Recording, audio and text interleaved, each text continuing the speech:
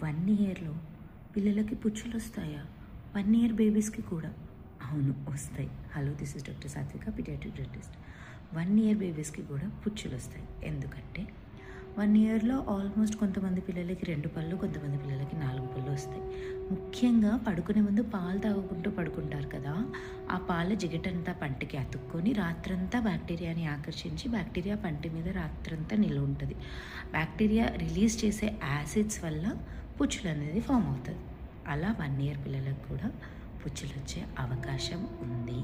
మరి దాన్ని ఎలా అవాయిడ్ చేయాలంటే, పాలు పట్టిన తర్వాత కొన్ని నీళ్లు పట్టాలి. ఎలాగూ 6 నెలల కన్నా ముందు మొదటి పన్ను రాదు కాబట్టి 6 నెలలకి అన్నప్రాసన అయిపోయినాక మనం నీళ్లు కూడా పడతాం కాబట్టి నీళ్లు పట్టడం సేఫే. కాబట్టి పాలు తాగించాక నీళ్ళన్నా పట్టాలి, లేదంటే బ్రష్ అన్నా చేయాలి. కనీసం ఒక క్లాత్, మంచి క్లీన్ స్టెరైల్ కాటన్ క్లాత్ తీసుకొని వాటర్లో అద్ది నీట్గా తుడచాలి. ఇలా చేస్తే పుచ్చులు రాకుండా ఆపగలం. 1 ఇయర్ పిల్లలకు పుచ్చులు అంటే ఎంత నొప్పిగా ఉంటుందో ఊహించుకోండి.